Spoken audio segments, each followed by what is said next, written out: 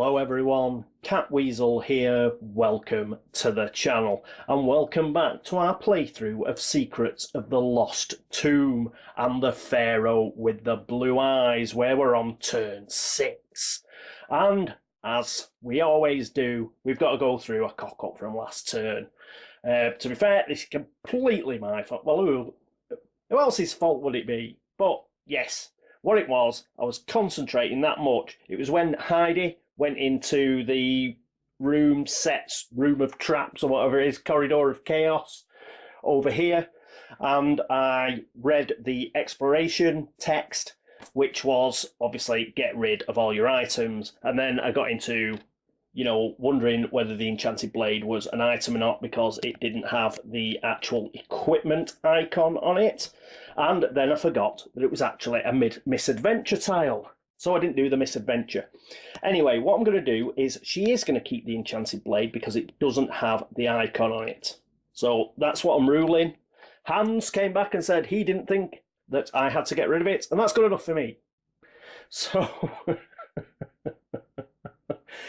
I was just relying on somebody to sort of go, yeah, I don't think so. And I'm going to leap upon that and take it. Because I think it's right. I think you do actually have to have the actual icon. So she gets the enchanted blade back. So we've chucked the badge of chaos back in the middle of chaos, whatever it was. So having done that, what we've got to do is this misadventure. So let's get the adventure deck, which is huge. Remember, the double-sided, these, one's got an adventure on one side and the other's got a misadventure. And the misadventures are bad. If you pass the misadventures, if you're lucky, nothing happens. But generally, 2 bad things happen. So we've given them a shuffle.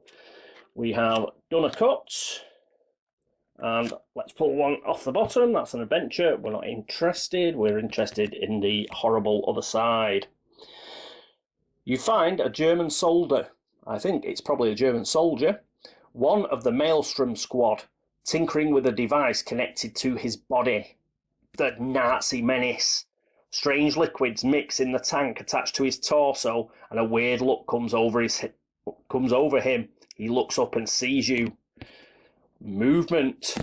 So, the test movement. Her movement is 3, but we get +1 from the enchanted blade because it's to all checks, so that's 4. Do we get anything from Jax? No. Do we get anything from Sir Lawrence? +1 for story checks, so we're going to get 5. Woo! So we've got 5 dice. 1, 2, 3, 4, 5, and we could do with a success. Come on, Heidi. And we get a 5. That's a success, that's good enough. Brilliant. So here we are, we read the second one. You dash around him, he turns slowly, far too slowly, and you're able to double back and smash him with your weapon, knocking him out cold. +1 courage. Oh, excellent. That is unusual. Normally it's bad and even worse, but we've got a good card there, so that's excellent. We've done quite well on those.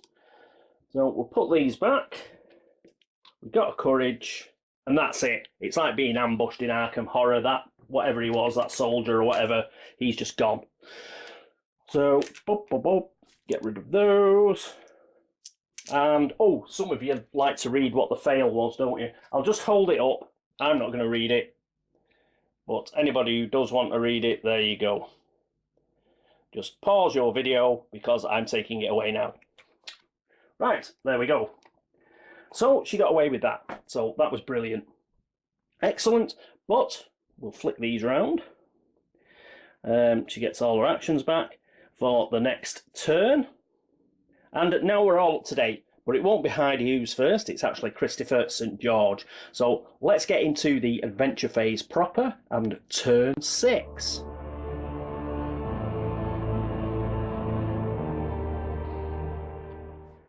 And here we are in the adventure phase with Chris. And if you recall, he's stuck up here with a zombie walker. So he's not going to evade or do any of that rubbish. So he does lose 1 courage. But he'll get that back if he manages to kill it. So there we go. He's lost his courage. He's on +2 now. Let's whiz his action over because he's going to be fighting.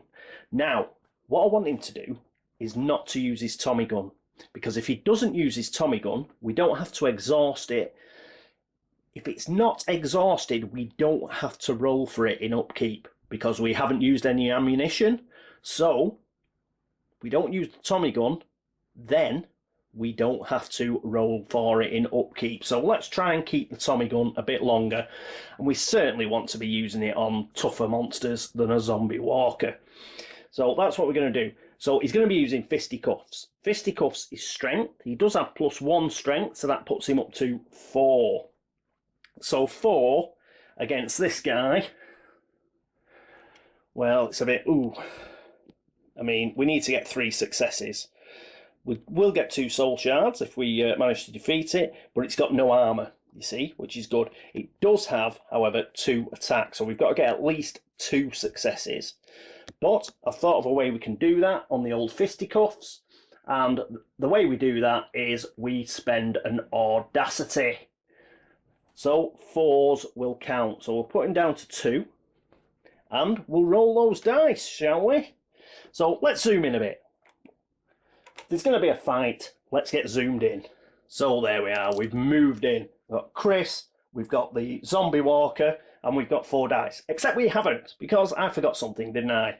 We still, although we don't get the bonus, the +3 bonus here, because of checks using dexterity, because we're using our fists, which is strength, we do get +1 for the outnumber bonus.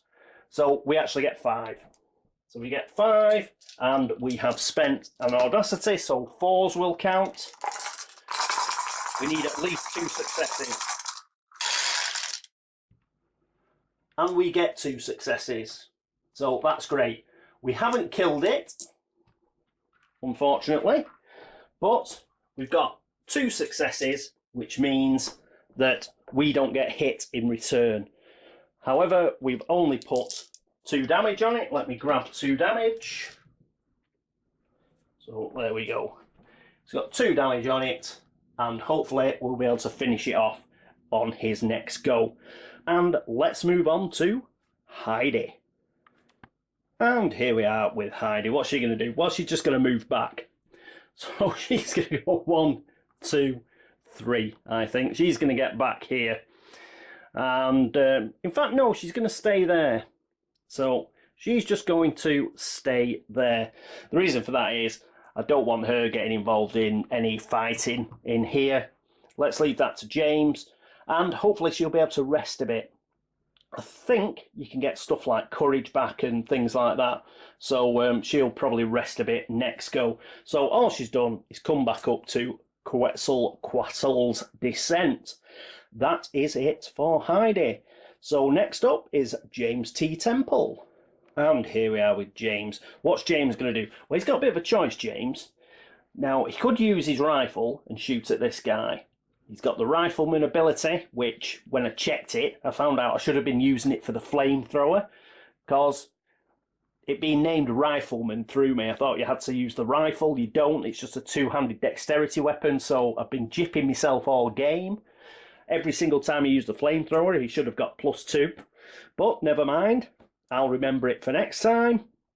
But as it is, he's not going to use his rifle. And his other option, of course, would be to move into this room and sort of hit him with the flamethrower.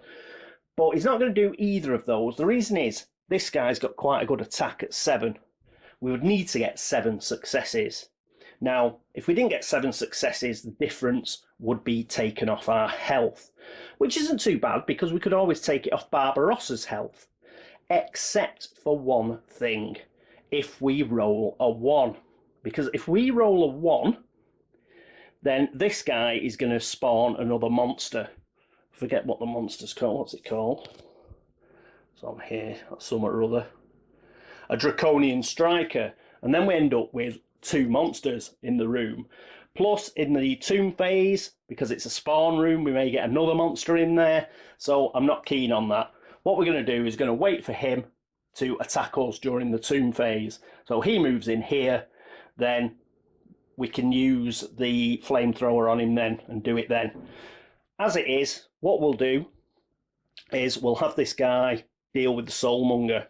And in fact, there may be a good weapon in there. I think I spotted one last time, and we may be able to do a bit of damage on this guy anyway. So let's have a look what he's going to buy. So quite a few of these we've seen before. I think there's one called a Sagittarius bow or something. That's the one I'm looking for. Or was it the Shadow Blade? No, it's not that. There's a bow or a crossbow somewhere. Here it is. Sagittarius bow, which costs 13 soul shards. Action. Deal the target creature in your room or an adjacent room 4 damage, ignoring armour. So you just deal the damage.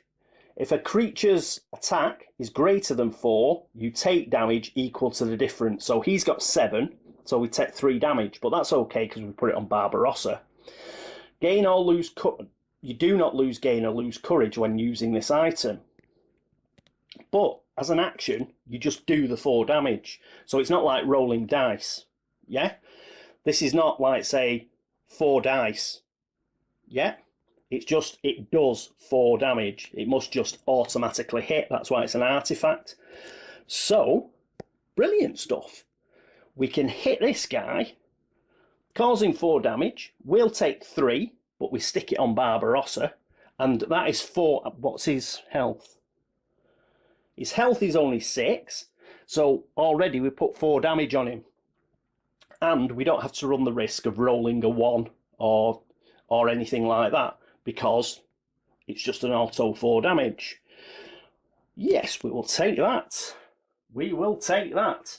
So he takes a Sagittarius bow from the Soulmonger, and he pays 13. So that's 15. Let's get 2 change. Good stuff. So he's got 7 left, and I think when he kills this guy, he gets 3 back. So excellent. So that's the way we'll do it. That's much better than marching in there or trying to use the M1A1 rifle, because we don't want to spawn that additional monster that is on the critical fail.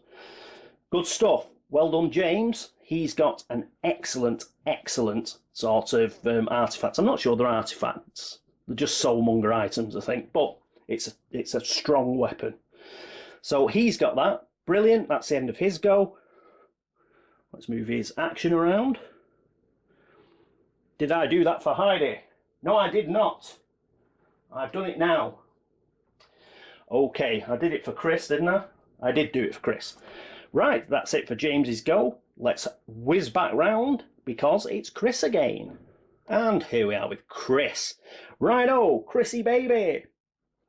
Let's move his action across. Well, he's going to do exactly the same thing. So it's going to be 5 dice. So let's get right up there and see if he can punch the hell out of this zombie walker. Come on, Chris, let's be having you. So 1, 2, 3, 4, 5. Ah! 2 hits. Woo! A 6 and a 5. So he only had 1 left on him. So that is bye-bye, Mr. Zombie Walker. Coolness. We've got rid of him. Put those back in there. And we want 2 soul shards. Awesome. Cool. I forgot to take the courage off. But that's okay, because we get it back. Although you only lose 1 courage, it's half a courage that you get back. Half a courage is rounded up, so it comes back to 1. So he does get that back, so that's cool. Righto, so that is Chris. Chris has done his bit. He's still got 1 action left, so hopefully he will be able to get back up here during his last turn. Next up is Heidi. And here we are with Heidi. Now, unfortunately, I had it in my head that we could get Audacity back, which is really what I want to get back. But you can't. You can only get, if you're minus on the courage, you can get that back. Or if you have lost any health. Well, she hasn't lost any health, because if you remember, we put it onto the zombie GI. Sorry, the vampire GI. So there's not much you can do. She can search, I suppose. Or she could move again. I don't know. I think she'll search, so what's the searching? Let's check how to search. Roll a die, then resolve the effect on the search chart on page 34 that matches the colour pointing up on your search token. You'll do. So we're on yellow, so it'll be on Fortune Hunter, so we've got a single die roll. There's a 6 in there, we're going to use that. Always re-roll your 6s, kids. Come on. But did I tell you always re-roll your 6s? It's a 6.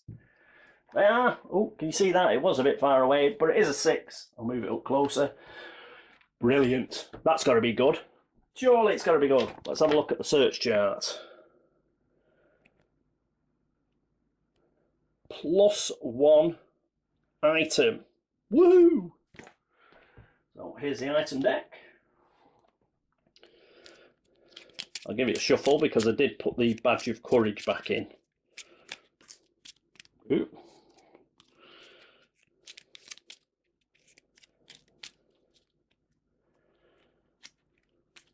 Split.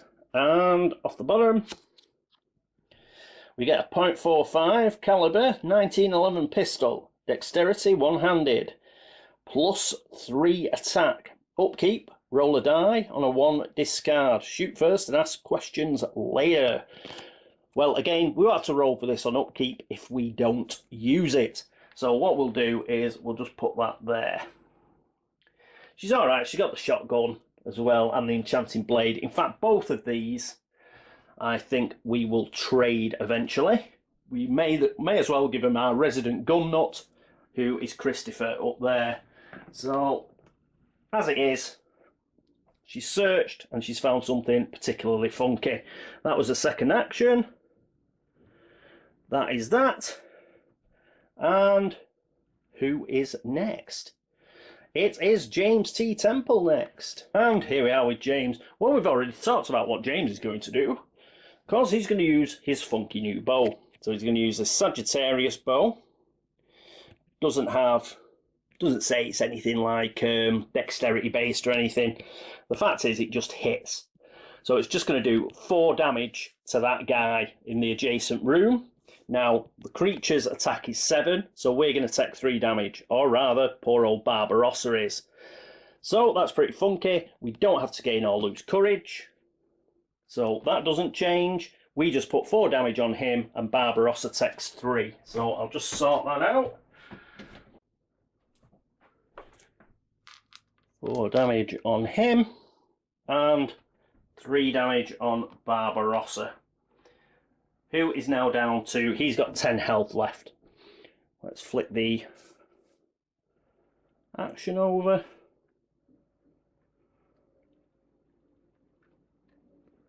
Right, so that's brilliant. We can use that bow again next turn and just finish him off.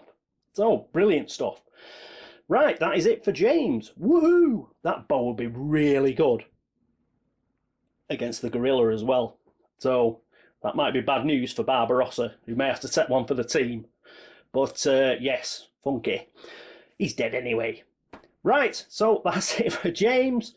Who's next? Yes, it's our final round of actions for the adventurers, so that means we're back up to Chris. And here we are with Chris. What's he going to do?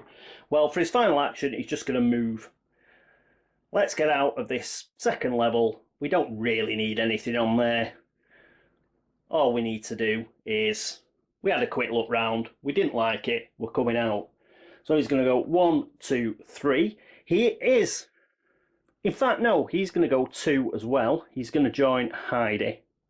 The reason for that is we want to trade, don't we? So he's going to stop there. That's it for him. That was a nice quick move. It's all over. And now it's Heidi's go. And here we are with Heidi. As mentioned, she is going to trade with Chris. And you can sort of trade between yourselves. Just one of you has to give the action up. She's going to give the action up. And she is also going to give up that pistol she found and the pump action shotgun. These are going to Chris because he's a gun nut. In return, though, he is going to give her his fedora, so she can have a re-roll. You know, with the Necronomicon and everything, we don't want Jax Evermorning sort of running amok or causing a problem. Let's give ourselves an extra bit of a chance by having an item that could give us a re-roll. So he's going to give her his lucky hat. So there we go. I think what we'll do as well, looking at the Ruby Scarab, where an upkeep you can get +2 health, we may give that to James. That way he will have all of the... We might give it James, or eventually we might end up giving it Chris. We'll just decide out of them two who is actually going to take on the Pharaoh with the blue eyes, and perhaps we'll make sure they're the ones that are fully tooled up. But we should have plenty of time, he says. Right, so that is it for Heidi. Let's flip that round. That's all her actions for this adventure phase. That means it's James's go. And here we are with James, and we're going to do exactly the same thing. Not very exciting, but that is a nasty monster. We want to get rid of it. So we're going to shoot it. We don't have to lose any courage or anything like that. It's automatic 4 damage. We take 3 back automatically, but we're going to stick that on Barbarossa. That means this guy is killed because he only had 6 health. Get rid of those. And poor old Barbarossa will take another 3, but I'll get a... Hang on. I'll get a -5 token and just replace 2 of these -1s. So he's took 7 damage. He's down to half his health. But as I say, he's already dead. Good man. That is the end of his action. So what we've managed to do is we've managed to kill that by using the Sagittarius bow. Fabulous. That is great. Oh, we get 3 soul shards. Hang on, we'll do the same. We'll give him a 5 and put 2 back. So he's now got 10 soul shards. Awesome. That is the end of his go. That is also the end of the adventurer phase. But that's pretty cool. We've got 1 monster left, but that's on the 3rd level. So we won't worry about that unduly. If it follows us up, then we'll have to deal with it. But as it stands, we're fine. Let's get into the tomb phase.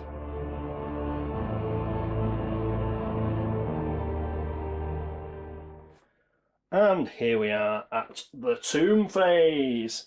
So let's get on with it. First of all, we need a tomb effect. So we need the tomb effect deck, which I have put here.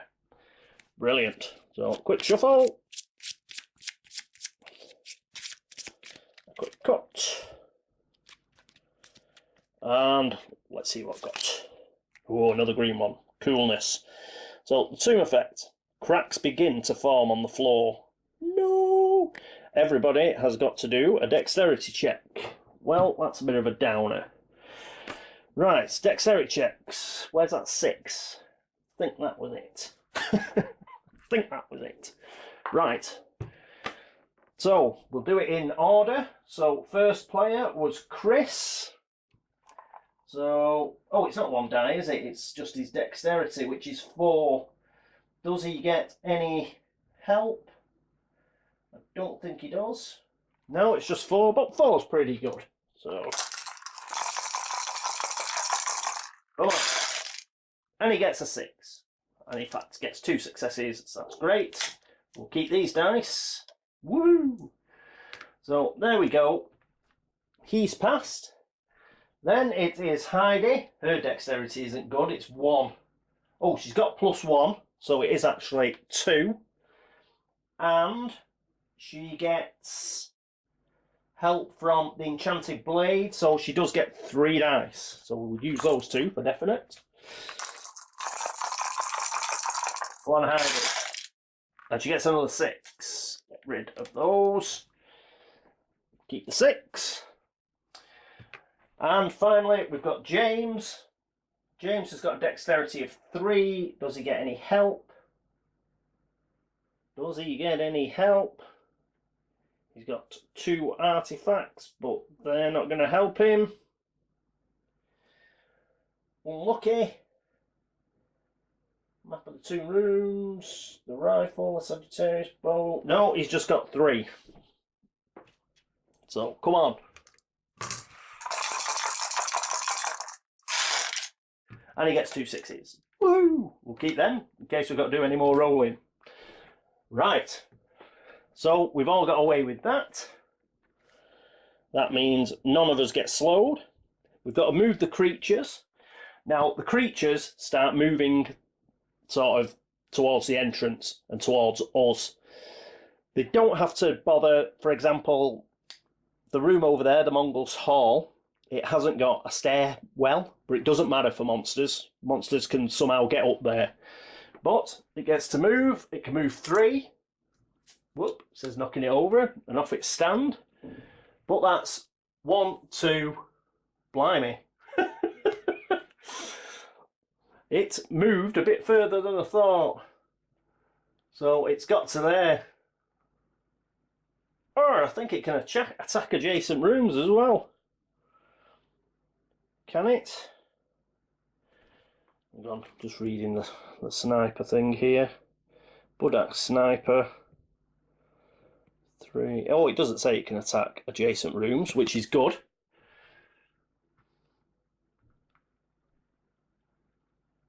So that's a bit of a downer. I think old Chris is going to have to go and sort that out.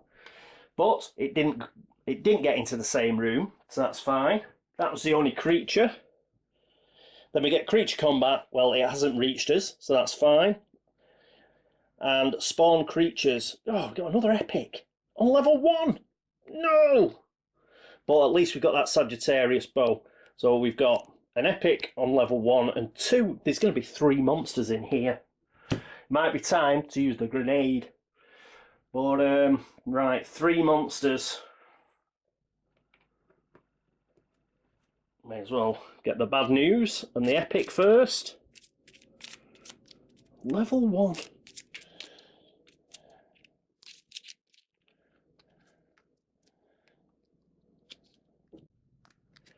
And the monster is... Oh, these guys don't... A terracotta army. No! Is it a bloody swarm? Oh, not a swarm again. X equals 5. So they've got 5 attack. 3 movement as well. Oh, 3 courage. And we've got... What is it? So they'll be at 5 to start with. I think we'll be able to use the Sagittarius bow on them.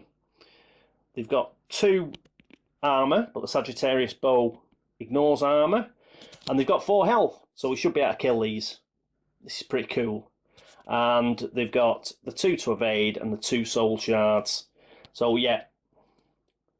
So, what is it, 4 damage each? Oh, I'll have to check. Can't remember off the top of my head. But hopefully the Sagittarius bow will do some damage on them. Let me get a red one of these and a swarm token to remind me that they're a swarm. There we go. And of course, like, they're all turning up there, which is a horror. And we get an extra 2 normal monsters, which are this deck.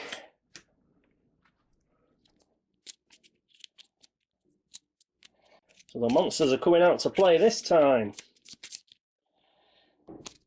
So let's draw them off the bottom. There's only 2, isn't there?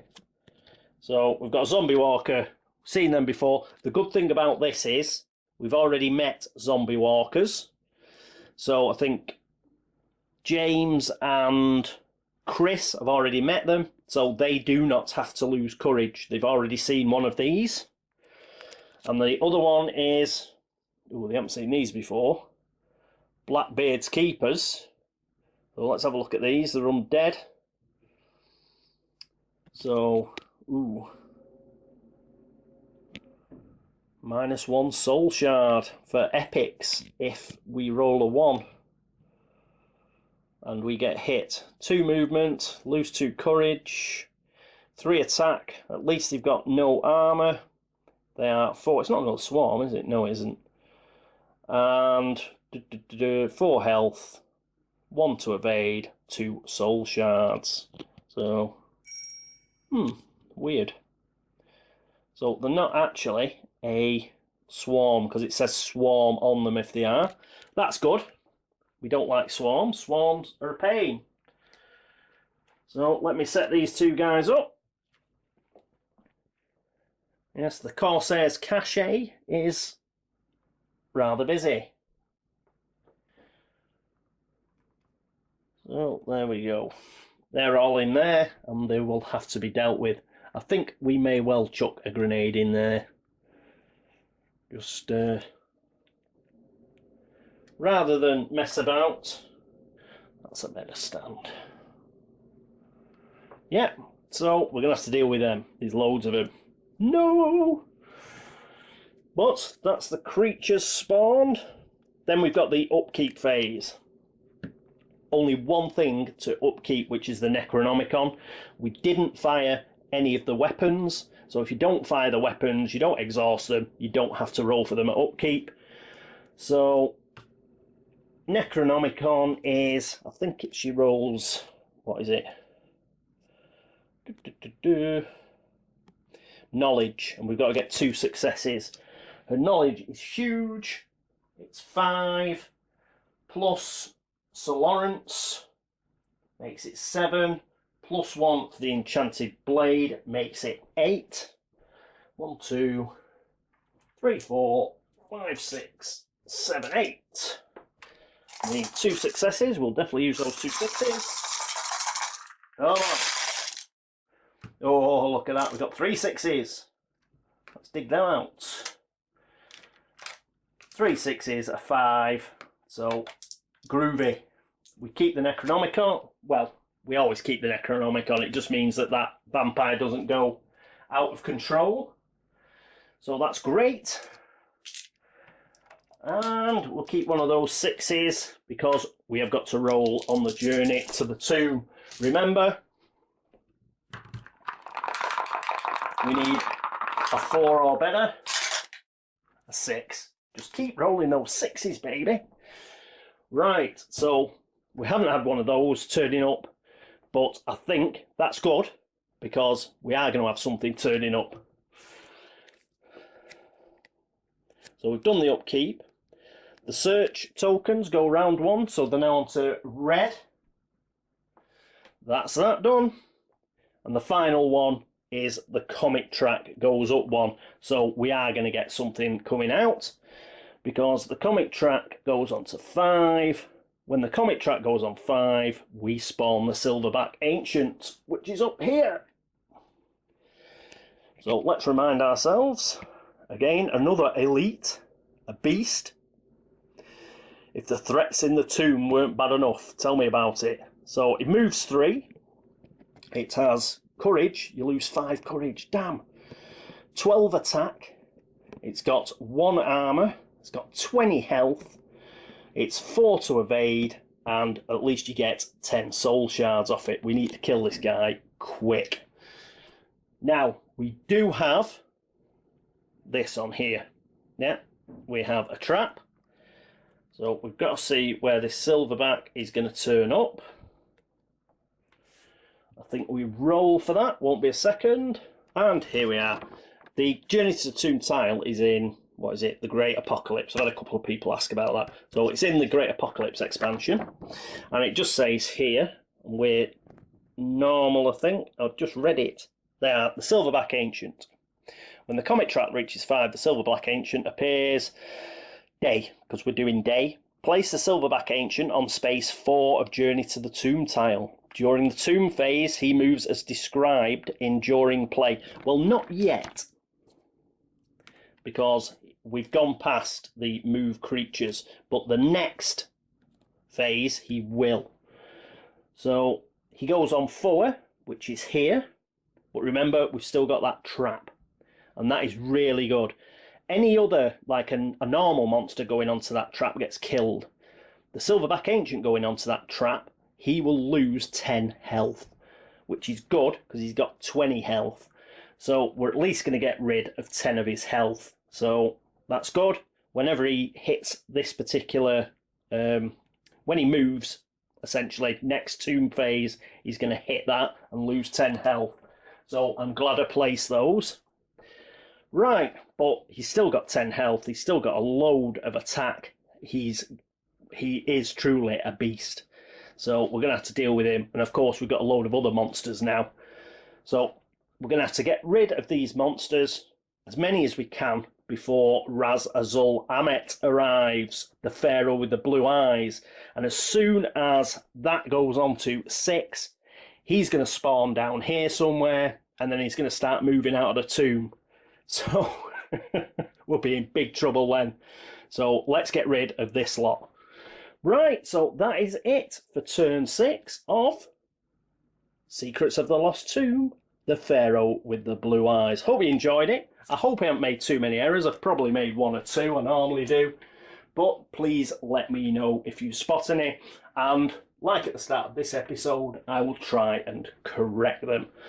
So, yes, what a turn that was. Whew. So you can really tell the difference with having 1 action left. Remember, last turn we had an extra action each because of the tomb card that we got a few turns ago. There's a real difference. So if you're playing this game and you're either finding it too easy or too hard, I'd just recommend moving the actions up or down. If you're finding it too hard, give extra actions. If you're finding it too easy, take actions off. It makes a real difference. Last turn, having that extra action, we got loads done. So I can really see the difference that the amount of actions that each character has, makes to the game. So that's a good thing to remember, if you want to make it a little harder or you want to make it a little easier. But as it is, we did get a bit done this turn. Not as much as I'd like. Chris took a bit longer in killing that zombie walker than I wanted, but I didn't want him to use the Tommy gun. We want to save that. And yes, we've got a lot of killing to do next turn by the look of it. Yeah, I think Raz will come out next turn. But we've still got a bit of time because Raz has to make his way, back up. So what we'll do is, hopefully, we will have time to deal with most of these, and then we can concentrate our firepower on him.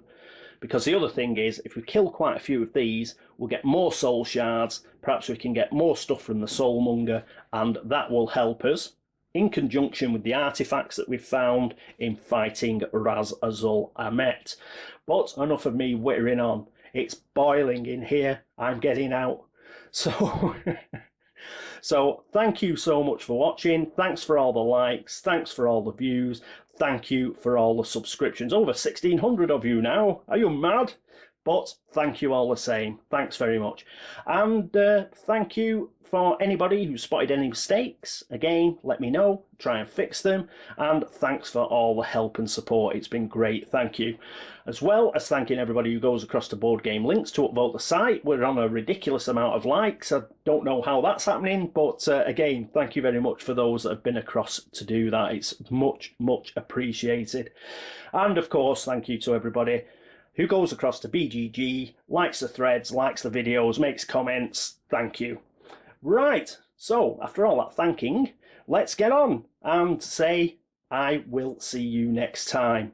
Until then, this is Catweazle signing off. Toodaloo.